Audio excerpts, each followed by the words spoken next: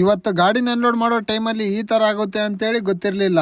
ಇವನೇನ್ ಮಾಡ್ತಾ ಇದ್ದಾನೆ ಇಲ್ಲಿ? ಇವತ್ ಬೆಳಗ್ಗೆನೆ ಬಂಕ್ ಆಗಿ ರೆಡಿ ಆಗಿ ನಾವ್ ಬಂದು ಸೀದಾ ನಮ್ ಗಾಡಿ ಹತ್ರ, ನಮ್ ಡಾರ್ಲಿಂಗ್ ಹತ್ರ. ಆಮೇಲೆ ನಮ್ ಡಾರ್ಲಿಂಗ್ ಎತ್ಕೊಂಡು ನಾನ್ ಹೊರಟೆ ಸೀದಾ ಲೋಡಿಂಗ್ ಪಾಯಿಂಟಿನ ಹತ್ರ. ಹಾಗೆ ಬರ್ತಾ ದಾರಿಲಿ ಟಿಫನ್ ಎಲ್ಲ ಮಾಡಿಲ್ಲ ಅಂತೇಳಿ ಟಿಫನ್ ಎಲ್ಲ ಮಾಡ್ಕೊಂಡು ಫೈನಲ್ ಆಗಿ ಬಂದೆ ಲೋಡಿಂಗ್ ಪಾಯಿಂಟಿನ ಹತ್ರ. ಇಲ್ಲಿ ಬಂದಿಂದೆ ಒಂದೇ ಟ್ರಾನ್ಸ್ಪೋರ್ಟ್ ಅಲ್ಲಿ ಇಷ್ಟು ಗಾಡಿ ಅಂತ ಲೋಡ್ ಆಯ್ತು. ಆಮೇಲೆ ಇನ್ನೊಂದ್ ಸ್ವಲ್ಪ ಹಿಂದ್ಗಡೆ ಖಾಲಿ ಜಾಗ ಇದೆ ಅಂತೇಳಿ ಇನ್ನೊಂದ್ ಲೋಡಿಂಗ್ ಪಾಯಿಂಟ್ ಹತ್ರ ಬಂದು ಇಲ್ಲಿ ಪೂರ್ತಿಯಾಗಿ ಲೋಡ್ ಮಾಡ್ಕೊಂಡು ಹಗ್ಗ ತಡ್ಪಲ್ ಎಲ್ಲ ಹಾಕೊಂಡೆ. ಆಮೇಲೆ ಇಲ್ಲಿಂದ ಮಸ್ತ್ ಸಾಂಗ್ ಕೇಳ್ಕೊಂತ ಹೊಟ್ಟೆ ನಾನ್ ಅನ್ಲೋಡಿಂಗ್ ಪಾಯಿಂಟಿನ ಕಡೆಗೆ. ಆಕಾಶಕ್ಕೂ ನನಗೂ ಒಳ್ಳೆ ಸಂಬಂಧ ಇದೆ. ನನ್ನ ಒಳಗಡೆಯಿಂದ ಆಕಾಶಕ್ಕೆ ಏನೋ ತಿಳ್ಕೊಂಡು ಹೋದಾಗನ್ಸುತ್ತೆ. ಹಾರಾಡೋ ಗಾಳಿಪಟ ನೋಡ್ತಿದ್ರೆ ನಾನ್ ತುಂಬಾ ಚಿಕ್ಕವನು, ತುಂಬಾ ಒಳ್ಳೆಯವನು ಅನ್ಸುತ್ತೆ.